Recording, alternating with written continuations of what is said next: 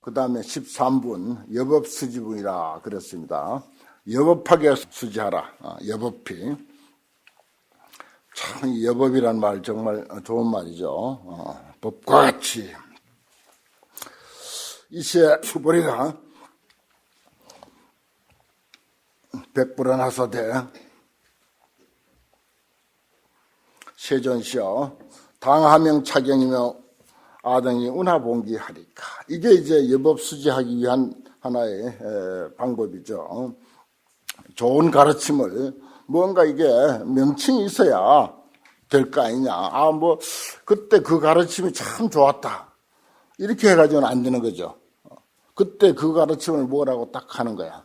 예를 들어서, 여기 조희동 부산연합회에서 처음으로 개설한 금강경 핵심 강좌. 핵심 강좌. 이렇게 이름을 붙여야 되는 거야. 그 옛날부터 그게 이제, 사람들은 무의식 중에라도, 본능적으로 그런 것을 필요로 하게 됐어요. 그래서 경의 명칭이 생기기 시작한 거라. 그 경의 명칭이 있어야 뭘 찾아내지, 지적해서 말할 수가 있는 거죠. 그래서 이제 수보리가, 이 경의 이름을 뭐라고 해야 좋겠습니까? 이게 이제 참, 이제 우리가 경전을 하나 독송을 해도 여법하게 하는 하나의 길입니다. 아등 운하봉지, 우리가 어떻게 봉지하겠습니까? 불고수보리하사 대시경한 명이 금강반야바람이다. 그랬어요. 금강반야바람일.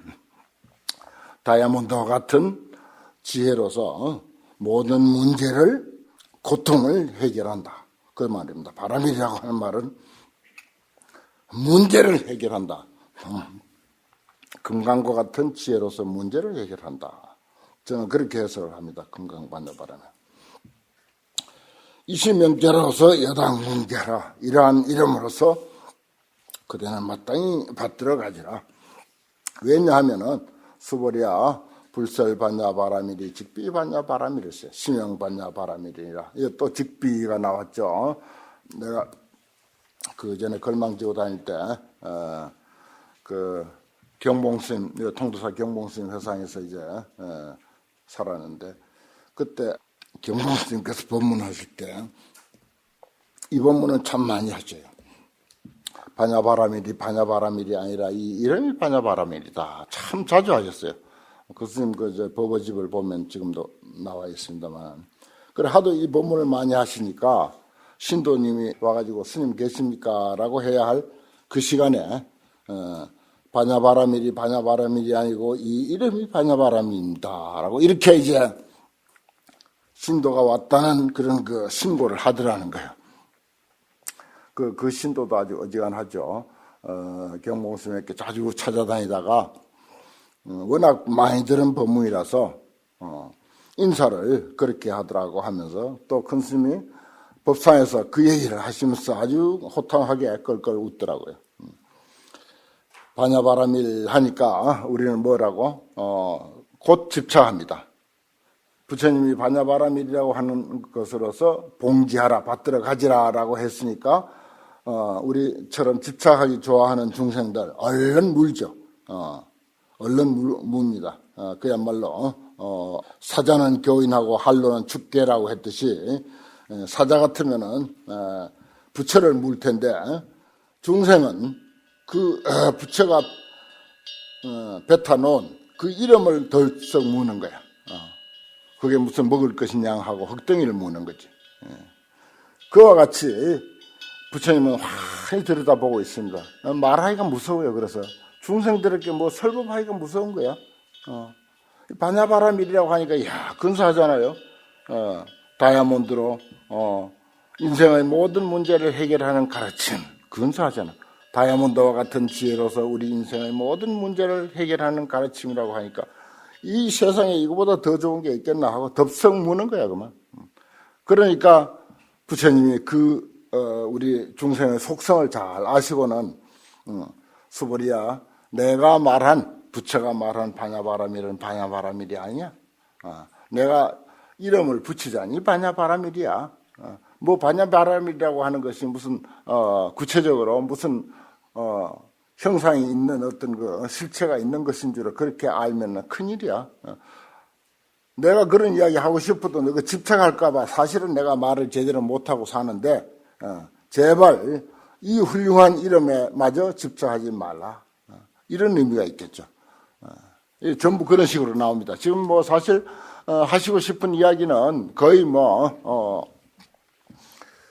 다 했고 몇 번 하다시피 했습니다. 여기도 이제 반야바라밀 또 직비라고 하는 참 그야말로 벼락으로 우리의 그 반야바라밀에 대한 그런 의식을 깨뜨려 주는 것이 말하자면 직비라는 말입니다.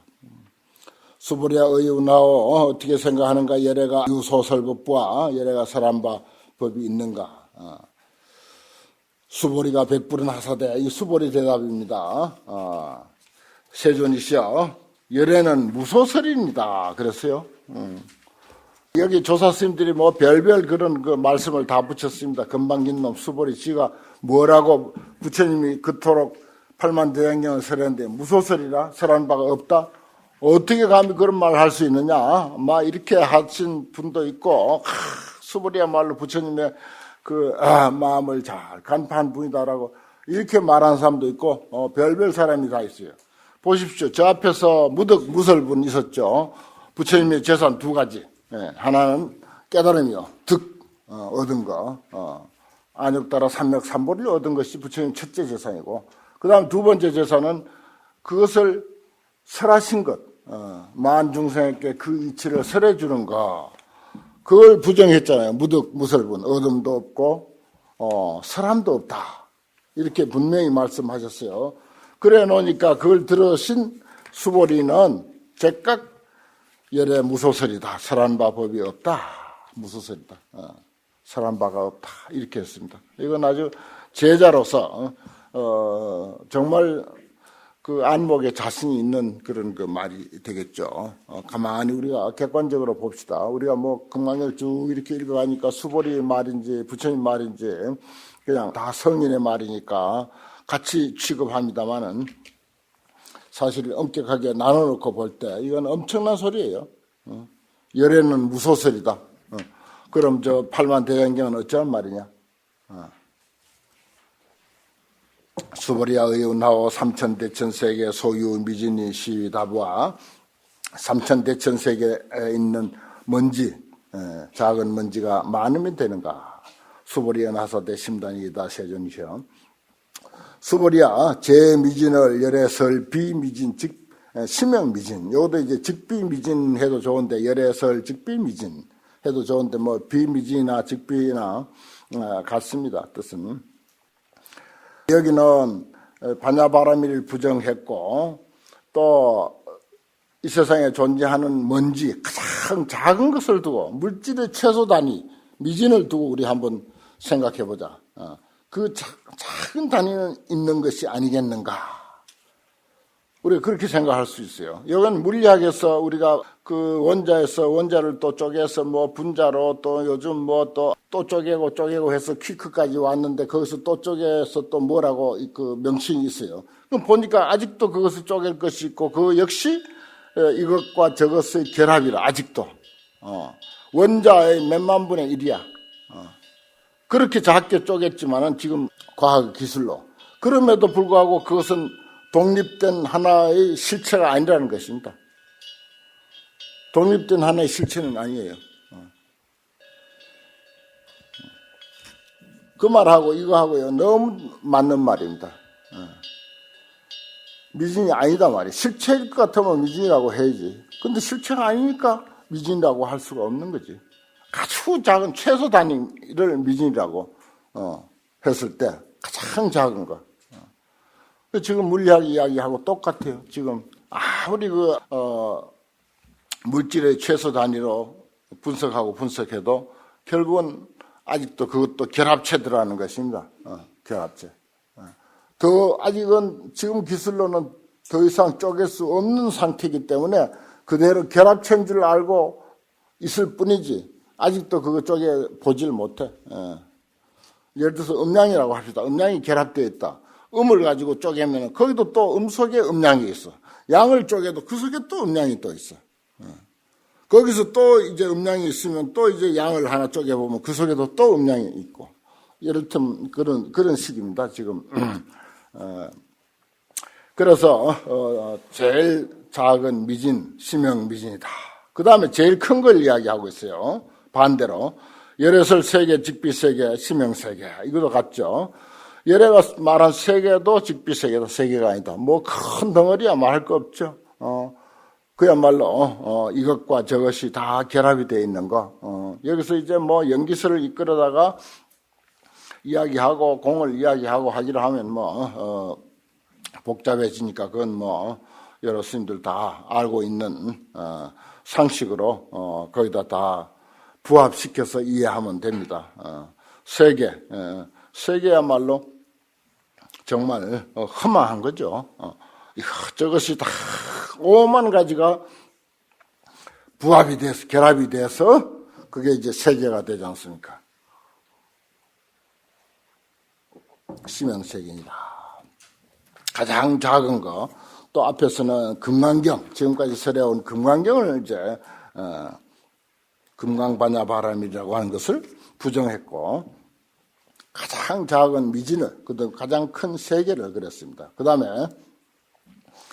수보리야 어유나오 가히 30 이상으로 견열애부와 불안이다 세전이셔 불가히 30 이상으로서 듣견열애니 30 이상으로서 열애를 못 본다 이거예요. 아이고 왜냐? 열애설 30 이상은 즉시 비상, 직비죠. 역시 직비입니다. 즉시 비상이죠. 심형 30 이상이다.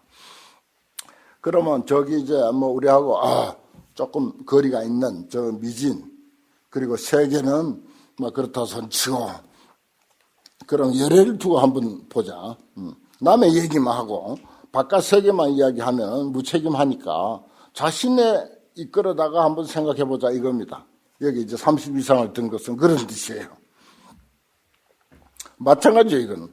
부처님이나 뭐 부처님 할아버지라 하더라도 존재의 실상이 그렇게 생겨먹은 이상은 진실하게 이야기를 해야죠. 여법하게 사실대로 이야기할 수밖에 없는 것입니다. 부처님 30 이상이라고 해서 그건 뭐 건들 게 아니다. 뭐 우리는 신성시해야 된다. 신성 불가침의 그 경지인데 어떻게 30 이상을 직비 30 이상이라고 하겠느냐. 이런 의식을 깨뜨려주는 거예요, 우리에게. 그런 의식을 깨뜨려주는 것입니다, 우리. 참 근사하잖아요, 이 금강경이. 그러니까 선사들이 이거 보고 환장하는 거예요. 시원하거든요. 어떻게 부처님을 신앙의 대상인 하늘 같은 부처님의 상호를 즉시 비상이다. 심형 30 이상이다. 이미 이름이 30 이상이다고 감히 어떻게 이런 표현을 할 수 있습니까? 이걸요 불교를 객관적으로 다른 종교의 어떤 그 교설하고 객관적으로 이렇게 비교해 볼 필요가 있습니다. 그래야 참 부처님 가르침이 위대하거나 뛰어나거나 정말 어떻게 이렇게 말할 수 있겠는가 그런 그 감탄이 나옵니다. 그냥 우리는 늘 뭐 이 속에 파묻혀 살다 보니까 그렇게 높고 존귀한 줄을 미처 몰라서 그렇지. 그렇습니다. 그래서